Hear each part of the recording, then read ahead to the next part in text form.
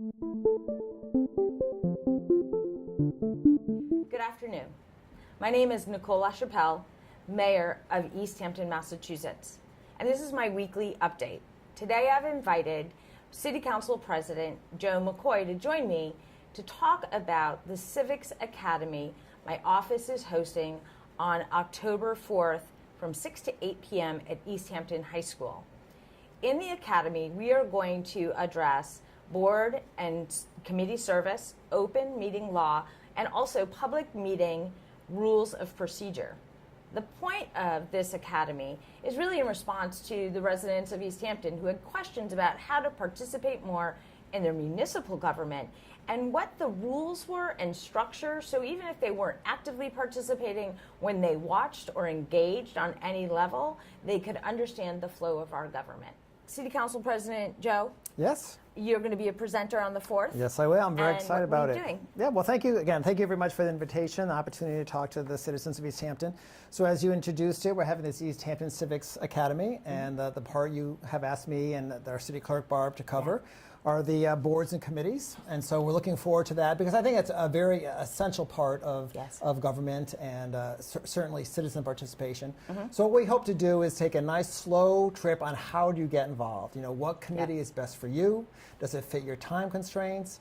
How often does it meet? Is it, what are the hours it meets, and just make sure it fits, and then what opportunities are available. I mean, some unfortunately are full, but we still have a lot of committees that are available. So it's going to be a wonderful way to sort of find out how to get involved, the steps, step by step, and so we hope to engage more people involved in boards and committees. And along the lines of the boards and committees and walking through that list, I think the one thing that kind of resonated is the time commitment. Right.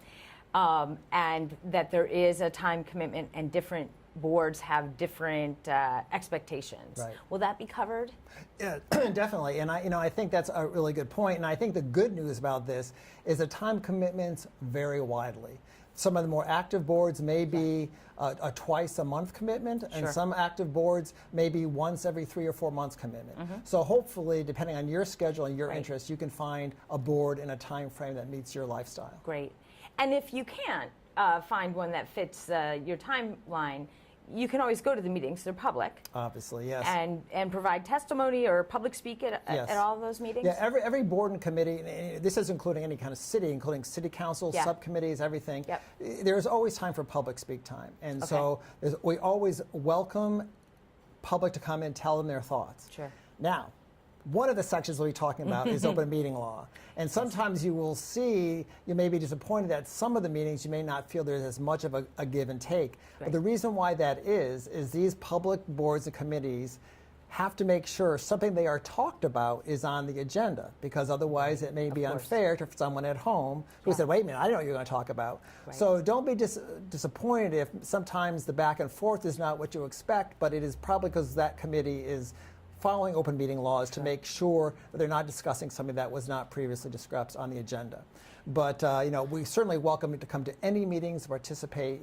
That's what government is about. So we hope you take advantage of it. And that's one of the reasons why we looked at this model from other communities and brought it here to East Hampton, because there's a lot of interest in the different topics that are facing and we're looking at as a city, but also just the day-to-day, mundane, month-to-month work that makes municipal government going, and people want to know more about it. Right, exactly. And there's some of the other topics we're going to be talking about. The open meeting laws, and you may have heard it every once in a while on the news or in the paper. But what does that mean, and how does it affect the boards and committees? And those kind of things are really important to know. And then the Roberts rules or the parliamentary rules we're talking about. I mean, obviously, it is not something that is required, but we've probably all been in meetings that have not been as productive as we would have liked. And a lot of times these rules are set in place just to have some kind of protocol standard to make sure the meeting moves forward and remains orderly and in control.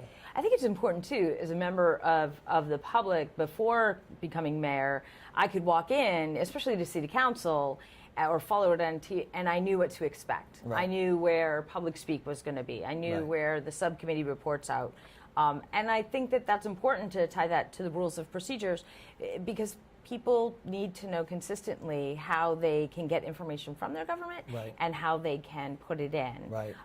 And do you any sense of how many folks you think are going to come?